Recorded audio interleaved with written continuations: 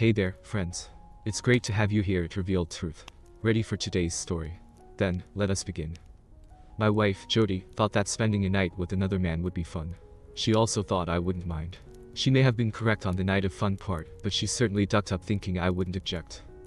I was sitting at my desk sipping my coffee and smiling. I was remembering the morning duck my wife Jody and I had enjoyed just a couple of hours before.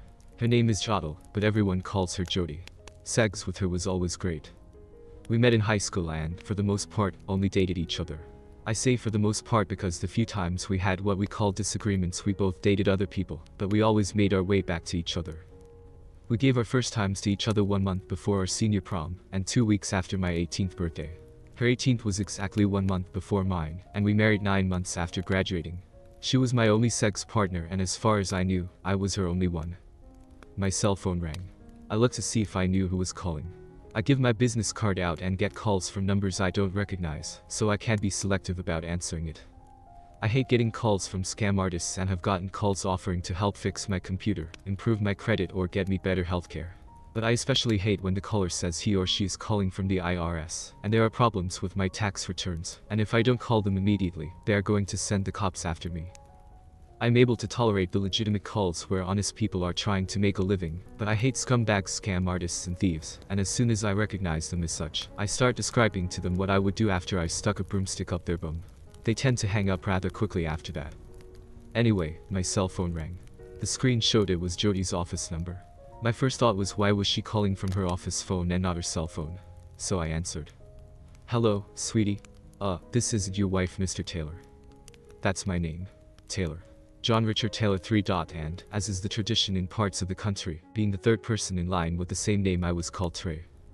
Jody works in insurance. I sell RVs and concentrate on high-end motor coaches.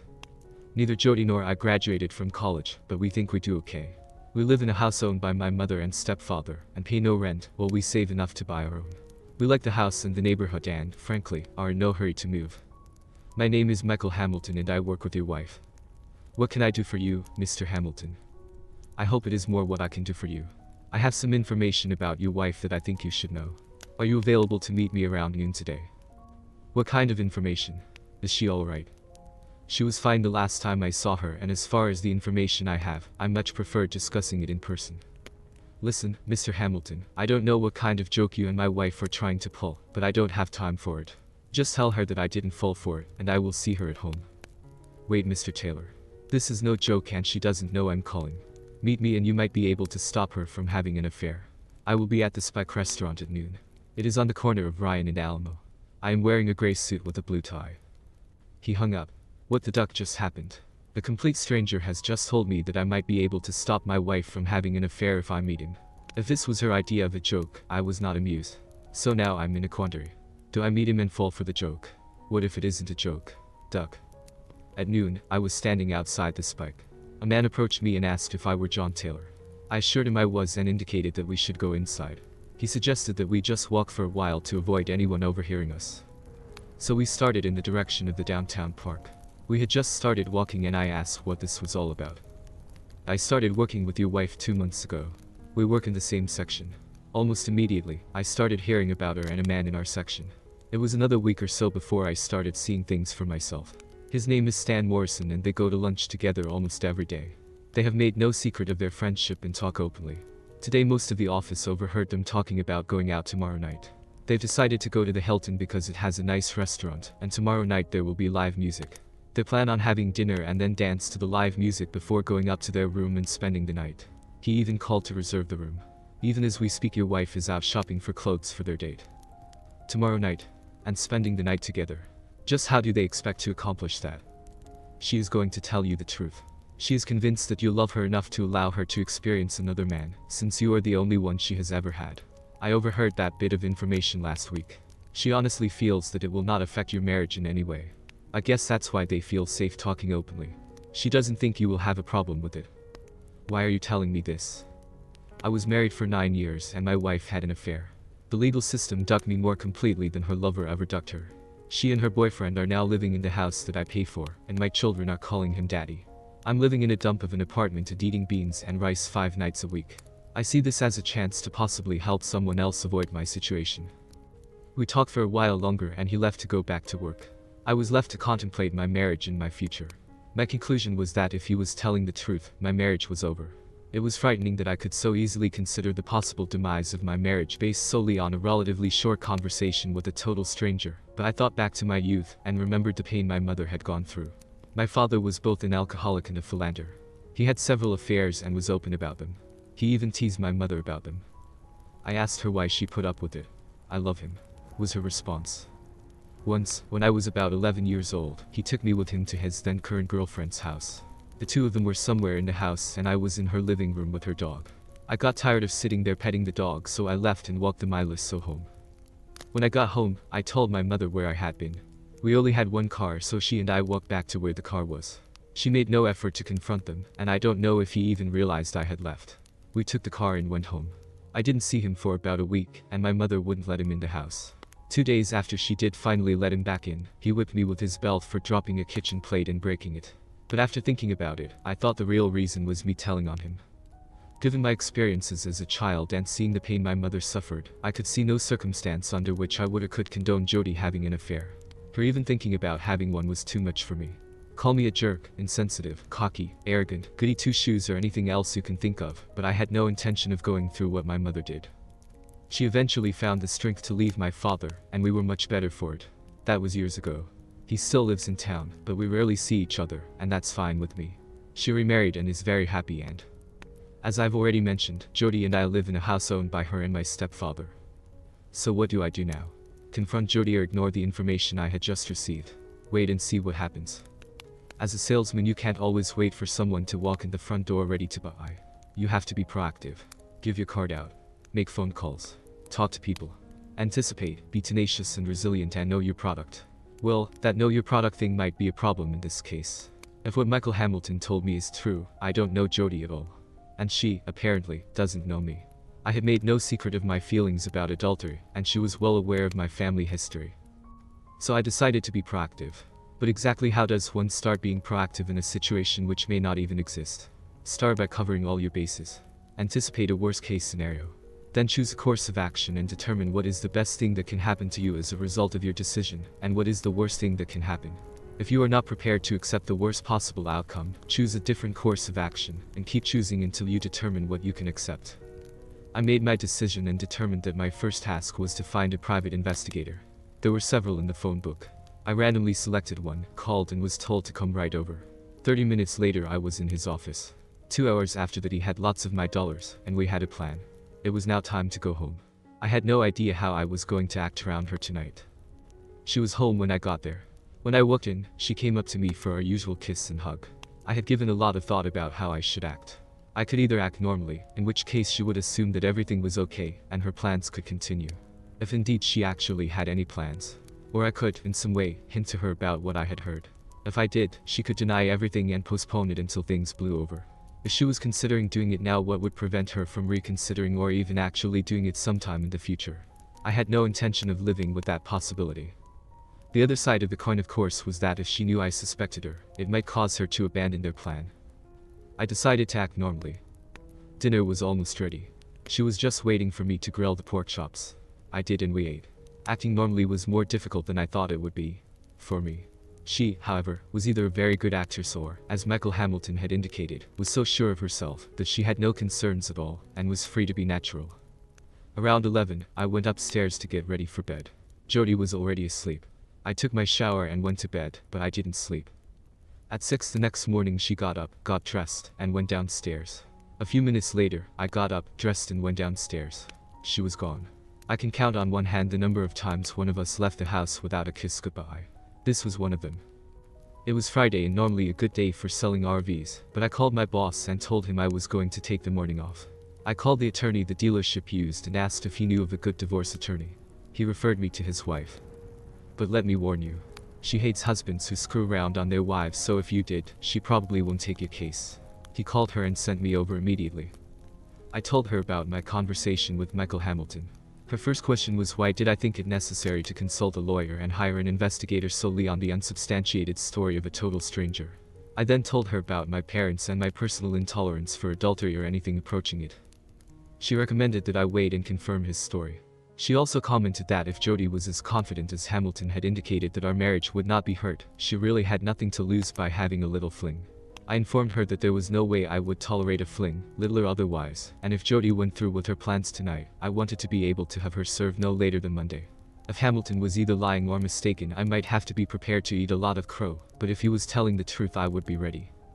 Although hesitant, she assured me that the paperwork would be ready, and all that would be needed was the location she was to be served if it came to that. By 1 in the afternoon, I was back at my desk trying to sell an RV to a retired couple who had been married almost 50 years. At first, I had reservations about selling a 45 motor coach to such an elderly couple, but after talking to them and watching the way they interacted, my reservations disappeared. He acted younger than I did and moved with more agility. In fact, I was envious, both of his seeming youth and vigor and of their relationship. I had been working with them for a couple of weeks, and it seemed they were now ready to buy. They had picked out the one they wanted, and we had driven it up and down the highway. Their name was Jacobson, and Mr. Jacobson had driven it and seemed comfortable and in control behind the wheel.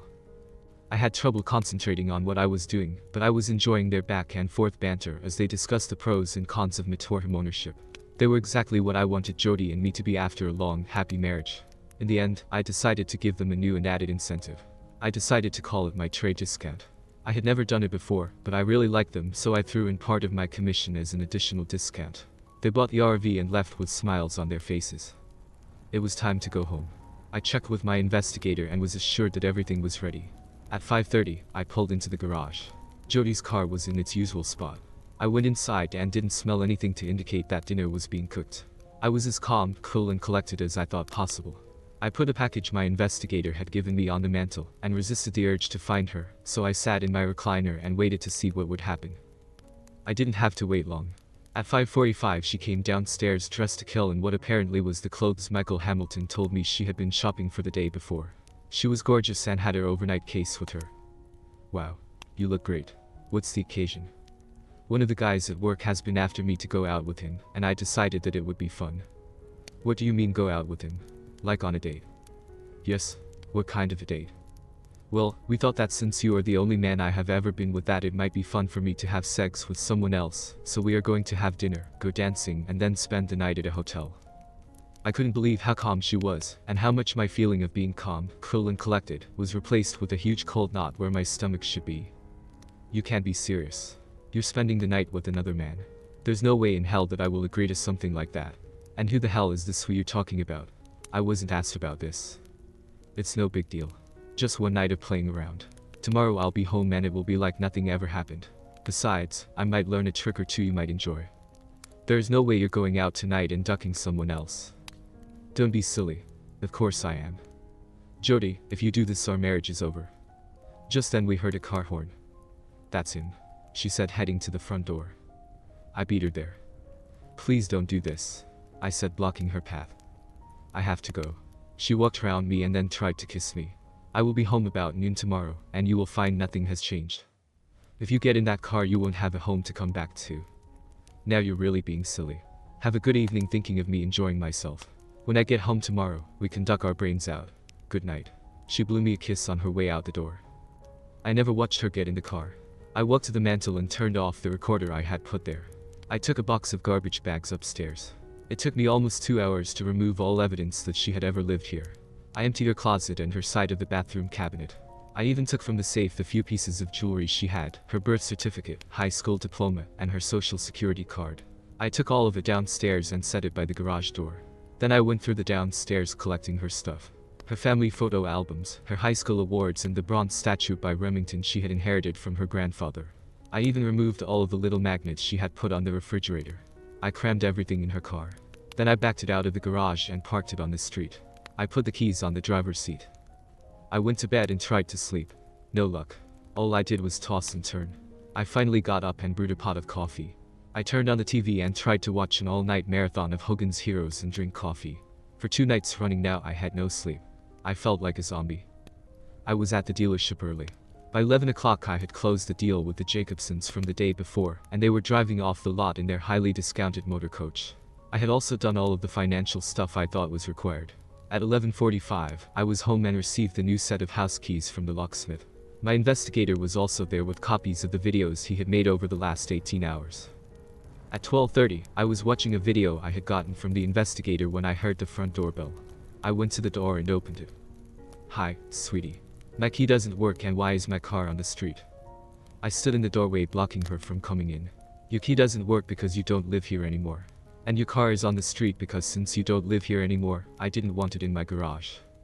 "What are you talking about? This is my home. Now let me in," she said as she tried to go around me. "I told you last night that if you got in that man's car you wouldn't have a home to come back to. All of your stuff is in your car." "You can't be serious. It was just I didn't hear the rest of what she was saying because I slammed the door in her face." She pounded on the door for several minutes before I opened it. "If you don't stop beating on my door, I'll call the police and have you arrested." I probably couldn't do that, but I had nothing to lose. "You can't do that. This is my house. This house belongs to my mother and stepfather, and they determine who lives here, and they have determined that you no longer do. Now leave." Again, I probably couldn't legally do that, but I did it anyway. I slammed the door in her face for the second time and resumed watching the tape. I looked out the front window sometime later and she was sitting in her car. I went to the kitchen for a drink of water, but changed my mind and had a gin and tonic instead. I watched more of the tape. During the course of the afternoon, I had gotten madder and madder. I heard the doorbell ringing. Well, not actually ringing. It was steady and unending. If it is Jody again and in the mood I am in, I will probably rip her cunt off and feed it to the neighborhood dogs. I ran to the door and jerked it open to find her sister, Judy, standing there leaning on the doorbell. Jodel and Judy. Their parents had little imagination. Their brother's name was Jacob. I just looked at her. "You are in a hole. My sister is at my house bawling her eyes out, and I want to know why." Duck these sisters, I thought as I slammed the door in her face. Slamming doors was beginning to feel therapeutic. I turned to go back into the room and the bell started again. I jerked the door open and before she had a chance to stop ringing, I slapped her hand off the bell so hard she lost her balance and almost fell. "If you ring that bell again, I will break your ducking fingers one at a time." I started to slam the door yet again. She put her body against it and held it open. "Talk to me, please." I stood there for several seconds and slowly opened the door and indicated that she could come in. She walked into the room and stopped. Then she looked at me. "I thought you loved Jody. I can't believe you kicked her out over such a stupid disagreement." "Stupid disagreement?" "She told me that last night you didn't agree with her about going out and that you kicked her out because of it." "Oh, my God. She is right about a disagreement. She did want to go out and I didn't want her to." "Did she tell you that the person she wanted to go out with wasn't me? That it was a guy she worked with?" "You've got to be kidding." "And did she tell you that their plan was to have dinner, then go dancing and then spend the night in a hotel room?" "You can't be serious. You're making this up." She sat down. "And did she tell you that she was going to come home today and show me what she had learned? Listen to this." I played her the audio recording I had made the night before. "I had no idea." "Yeah, well neither did I." "What are you going to do? Divorce her?" "Oh, no. Any chance at all of getting past it?" I shook my head. She tried to say something else, but I stopped her. "Look, Judy, I have no intention of either forgiving or forgetting what she did. This marriage is over. Period." She nodded in thought for a couple of minutes, then shrugged and stood. I walked her to the door. She stood there and looked at me. I opened the door and ushered her out. For the rest of that evening and all day Sunday I did nothing. I ate 2 grilled cheese sandwiches and a couple more gins and tonic. Self-pity had set in and was rapidly taking over my spirit. There was a knock on the door. It was Judy. "You said that if I rang the bell again you would break my fingers. So I knocked. This won't take long. I have spent the day talking to Jody. What you told me is true. It wasn't easy for her to tell me about her date, but she finally confessed. What you don't know is that nothing happened." I indicated that she should come in and sit. I sat across from her. "What do you mean nothing happened?" She told me that after he picked her up here they went to the hotel. They ordered a bottle of champagne before ordering dinner, and had finished half of it by the time the waiter took their dinner order. By the time dinner arrived they were working on their second bottle of champagne. Halfway through dinner it was empty. After drinking all of that champagne they felt that they were both too drunk to dance, so they went upstairs to their room. They did intend to have sex, but were too drunk to accomplish it. They both passed out. She was the first to awaken and realize what she had done. She woke him up and insisted that he drive her home. Well, that's quite a story. You believe her, don't you? What I believe is that she and some man spent days, maybe weeks or months planning a date. In that planning process, they spent time together at lunch and work. Maybe even after work. They talked and they schemed. During the time they spent together, they drew closer. They laughed together, walked together, exchanged confidences. He probably knows more about my marriage than I do. Hell, as a matter of fact, I know he does. He knew my wife planned to cheat on me. They probably held hands. Maybe kissed, or even fondled each other. They planned to spend the evening and night together so they could have sex. That sounds like the ultimate disrespect and betrayal, not love. She just looked at me. You don't believe her, do you? No, I don't. And you're not going to forgive her, even though nothing happened. Not in this lifetime. We got to the door and she opened it. She paused. When this is over, can we still be friends? Jody and I are going to be divorced. If she contests it in any way, it is going to be messy. By the time it is over, you will probably not like me, so any friendship we have will most likely go away. I see. Well, it could have been nice. I think I'm going to miss you. With that, she put one hand on my left cheek and gently kissed my right cheek. Then she left softly, closing the door behind her. Since Saturday afternoon, my phone had been off more than it was on. Jody had tried too many times to count to talk to me, but had finally given up. I did have a conversation with her father. He tried to convince me that since nothing had happened between Jody and Stan, that no foul had taken place, so we should just suck it up and get over it. I explained it to him the same way I had to Judy. When we ended the conversation, he knew that divorce was inevitable. He hung up with a sigh. Monday came. The first thing I did was call my attorney and tell her about the weekend. I also told her to serve Jody. She would be either at work or at her sister's house. I was assured she would be served before day's end. It was a long day and I don't remember anything I did. Shortly after 4 in the afternoon, my cell phone rang. I looked to see who was calling. It was Jody's office number. I took a chance and answered it. Trey Taylor. Good afternoon, Mr. Taylor. This is Michael Hamilton. I thought you might like to know that there was some excitement here a short time ago. Really? Yes, sir. Your wife was served, and after she read the papers, she fainted. The EMTs were called and they took her to the hospital. When she fainted, she dropped the papers.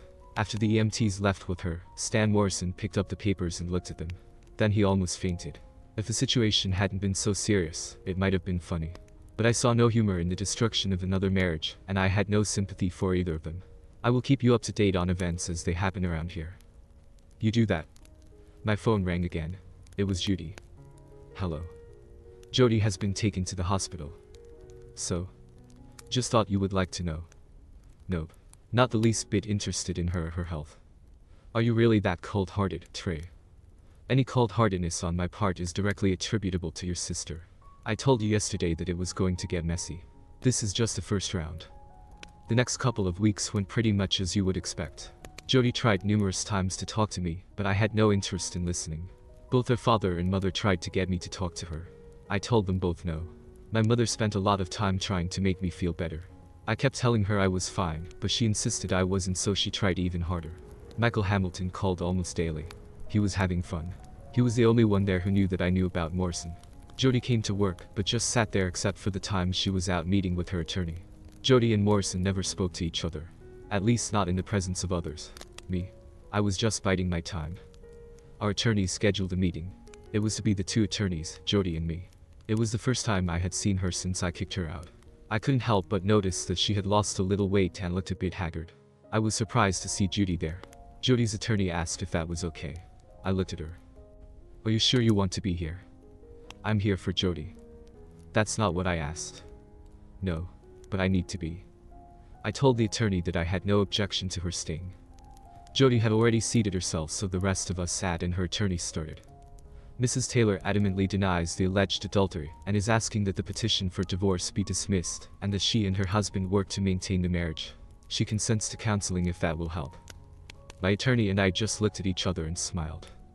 My attorney said, if no adultery took place, would Mrs. Taylor care to explain her actions on the evening in question? We all looked at her. I would be happy to. I will start with when my gentleman friend came to pick me up. Does your gentleman friend have a name? Asked my attorney. Of course, but his name is not important. Nothing bad happened, so there is no reason to bring him into this. I left the house and got in his car. We went to the hotel. She went on to repeat, almost word for word, what she had told Judy and, of course, what Judy told me. Champagne, dinner, more champagne, in the room and too drunk to duck, my word not hers, both passed out and slept all night, home the next day, and husband kicked her out. Oh, me. Poor misunderstood me. I made a mistake. I love my husband and want him to forgive me so we can have children and grow old together. I looked at Judy, who was hanging on every word and nodding in agreement. Okay, said my attorney. Let's assume for the moment that what you just said is true, and that no sex took place. During the course of the evening, was there any fondling or groping of any type? Any kissing? Hand-holding? Anything that would not pass the husband test? Absolutely not, Jody said with conviction. Judy nodded and smiled. My attorney looked at me and I looked at her. Sitting in front of me was a remote-controlled device. I picked it up and pressed play. A screen dropped out of the ceiling and on the screen was the image of Jody approaching Stan Morrison's car in our driveway. He got out of the car, came around to her side and opened her door. When she reached the car they kissed. A long soulful kiss. They got in the car and left. I pressed pause. Lie number 1. I said to the room. Everybody was now sitting up just a bit straighter. Jody was pale and Judy just sat there and stared at her sister. On the Thursday that Michael Hamilton first called me and I talked to my investigator, the plan we came up with was to video every move Jody made on Friday evening, starting with Stan Morrison's arrival at our house. We knew from Hamilton's information where the date was to take place, and we knew they had already booked the room. We even knew the room number. What we didn't know was if he could get into the actual room they had booked and video any action which might take place. As it turned out he could. He also said that no inappropriate touching or fondling took place. Is that also correct? Yes. A bit hesitantly. I pressed play for the second time. We watched as the happy couple followed the waiter to their table in Hilton's dining room. Morrison's hand on Jody's bum. We could even see him squeezing it. Lie number 2. Jody looked around the room. Her attorney was busily reading the divorce petition, and Judy had suddenly found her fingernails fascinating and was looking at them intently. The video continued. Jody and Morrison ordered a bottle of champagne. They never stopped kissing until it arrived. They hadn't finished their first glass when they jumped up and headed for the elevators. It cost me an even $1,000 for my investigator to get access to their room before they checked in, and 4 minutes after the pair entered it, Jody was on her knees sucking his stick. At this point Jody screamed and ran out of the room followed by Judy. I pressed pause. It seems like my client didn't accurately recall all of the events of that evening. I will talk with her and get back to you, said her attorney as he gathered his papers, stuffed them in a folder and scurried after the two sisters. My attorney and I chatted for a few minutes, and I headed back to the RV dealership. Shortly before closing, Judy came in and walked slowly over to my cubicle. I just sat there. She stood for some time before asking, "May I sit down?" "Help yourself." Silence. "You knew, didn't you?" "Knew what?" "When I came over to your house that first Saturday, you already knew that they slept together." "Yes. I was watching the video before you came in. And I can promise you they didn't do much sleeping. They ducked Judy. She's my wife and she let another man duck her." "Why didn't you tell me?" "I'm not sure. I guess I was hoping that she would admit it and agree to the divorce. If she had, I would have settled for something other than adultery. That way you and your family wouldn't have had to know what she did. I've always liked your parents." More silence. My cell phone rang. I answered without thinking. "Trey Taylor." "It's Michael Hamilton, Mr. Taylor. I was off yesterday, but I understand that your wife called in and quit.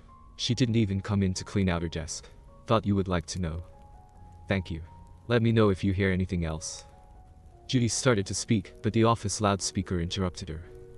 "Trey, you have a call on line 6. Trey, call on 6. Trey Taylor." I picked up the phone and talked to a prospective buyer for about 15 minutes. Judy sat there not moving. After I ended the call, Judy and I looked at each other. "She's gone, Trey." "What do you mean gone?" "Dead. She loaded a car and left. She's probably just moving into her own place." "I don't think so. She told me to tell Mom and Dad that she was sorry she disappointed them." "It isn't just your parents she disappointed." "Yeah, we know." More silence. Listen, Judy, I have work to do, so if you don't." "Oh, sure, yeah, I'm sorry," she said, rising. "I better go." She stood, looked at me, then turned and left. That night when I got home I took my copy of the video the investigator made. My attorney still had the copy we had used earlier. I put it in the player and sat down. I had only watched it completely through once. This would be the second time. When I stopped playing it in the attorney's office, Jody was on her knees with Morrison's stick in her mouth. I fast-forwarded to there and watched as he ducked my wife's face. Then I watched as he ducked her. I couldn't help but notice that his was no bigger than mine, but he took her to heights I never did. She was very vocal in her responses to his constant and almost violent ducking. She screamed when she came. Then she passed out. Not for long, and Morrison didn't seem concerned. He just got off her, lay beside her, stroked her until she came to. Like he had done it 1,000 times. I watched as he ducked her 3 more times. As I watched the video, I tried to figure out exactly what my reaction was. It dawned on me that when Jody and I had sex we were making love. But she and Morrison were ducking. No romance. No love. Just hard raw ducking. He didn't care about her feelings or emotions. He just wanted to duck and come. And it appeared that Jody felt the same. The element of roughness came as a surprise. I couldn't recall any indication that she wanted or would accept anything other than love and tenderness. How could I have missed that? I sat there trying to come to grips with my emotions. Part of me wanted to scream in pain at having my best friend and only love betray me like this. Another part of me wanted to burn the bitch. My mind was like a bowl of spaghetti, all jumbled up with no order or direction. I fell asleep in my recliner thinking about ducking. Not lovemaking. Ducking. And the person I was ducking had no face. Since I first met Jody, whenever I thought of sex, her face was the one my mind's eye saw. 2 more weeks went by. My attorney tried several times to set up another meeting with Jody and her attorney, but couldn't. Jody couldn't be found. A month went by. Then another and another. Still no word from her. I had talked to both Judy and her parents a couple of times during that period. I asked if they had heard from her, and the answer was always no. I thought about getting an investigator to track her down, but my attorney talked me out of it. I had cancelled the credit cards and taken half of the money, but records indicated that she had not touched any of what was left. If she stays gone for a few more months, we might be able to file on the grounds of desertion, but we'll see. My phone rang. Trey Taylor. Good morning, Mr. Taylor. This is Michael Hamilton, remember me? I certainly do. How are things going? Not bad. Thought I might bring you up to date on a couple of things. Do you remember I told you about my divorce? Sure do. Your ex was living in your house with her boyfriend, as I recall. That's right. They were. He laughed. Were? Yep. I'm living there now. With my kids. What happened? It seems the boyfriend is a thief. Somehow he managed to convince my ex that she should steal money from her company, and now they are both in jail. I laughed. Good. Duck them both. Are you still working at the same place? Yeah. That's the other reason I called. Since your wife left, it has been pretty quiet around here, and Stan Morrison has kept pretty much to himself. But for the last week or so, some of his phone calls have been pretty interesting. Interesting how? Well, today he was talking to your wife. How do you know that? I heard him say miss you too, Jody. Did you happen to overhear anything that might give you an indication of where she is? I have a divorce petition she needs to sign. I have the phone number she called from. Would that help? He laughed over the phone. How did you get that? After Morrison finished talking to her, he went back to his desk, put his phone down, sat for a couple of minutes, and went into the boss's office. I went over, picked up his phone, and looked at the last call he received and wrote down the number. Piece of cake. Good work, Mr. Hamilton. Thank you. And if you hear anything else, keep me informed. You can bet on it. Then he gave me the number, which I passed on to my attorney. The area code was Southern Florida. I decided to make a phone call. Hello. Hello, Judy. This is Trey. What do you want, Trey?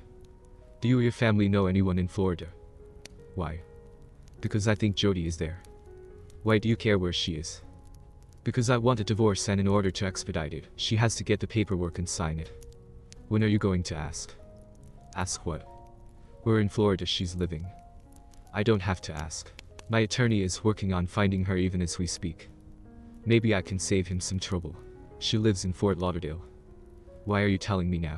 Why didn't you tell me before? A long silence. Let me ask you a personal question, Judy. Don't answer if you don't want to. Have you ever been ravaged or ducked rough? Oh yes. And did you like it? Like it? No. I loved it. Why? She took a deep breath and looked directly in my eyes. Speaking for myself and only for myself, when I have sex, I try to make it as enjoyable for my partner as he is trying to make it enjoyable for me. That means I tend to follow certain conventions in touching, feeling, and ducking. But on those occasions when the partner, or environment, or events, or even alcohol, provides sufficient additional stimuli, the sex can be totally out of this world. A slap on the bum, a tug on the hair, or anything else out of the realm of what we call normal, can heighten the sexual experience considerably. Holy spit. She had obviously given this a lot of thought. I looked at her and her eyes were no longer looking at me. She was looking through me and into some memory. Have you ever passed out when you came? No, but I talked to a woman who has, and apparently it is quite an experience. Jody did. What? Jody did. I watched her on the video I have. She was out for a few seconds. Oh my god. Really? I took a sip of my wine and didn't answer. We sat there for a long time, each lost in our own thoughts. Trey? Yes. Could I watch it sometime? The part where she passes out. Could I watch it? The thought of it turns me on so much I'm getting wet just sitting here. I have known this woman for a large part of my life, and I never dreamed I would ever hear anything like that come out of her mouth or that it would turn me on. That feeling started in my groin, the tingling, and it moved up and spread out. Over 3 months of celibacy was catching up with me. I wasn't interested in making love. I wanted to duck someone. I think that could be arranged. She smiled. I went home a short time later. In bed my thoughts were on ducking, not lovemaking. This time there was a face attached to it, and the face belonged to Judy. She and I talked several times over the next couple of days. She gave me Jody's address and told me that she had talked to Jody and told her the divorce papers were coming. I gave it to my attorney, who almost immediately sent Jody the divorce papers. Judy and I decided that Friday night we would go out to dinner, then go back to my house and watch the video. She was quick to point out that a revenge duck or any other kind of duck was not in the cards, and if that was my plan, I should forget it. She was not going to sleep with her brother-in-law. Period. On Thursday morning, I was at work and received another call from Michael Hamilton. "Hello, Mr. Taylor. Thought I would bring you up to date on current events. Stan Morrison just quit. He didn't give a notice. He just walked in, cleaned out his desk, told the boss and left. He told one of the other people in the office that he was moving to Florida." That's it for today's story, friends. Don't forget to like the video, subscribe to the channel, hit that bell button, and I will see you in the next one.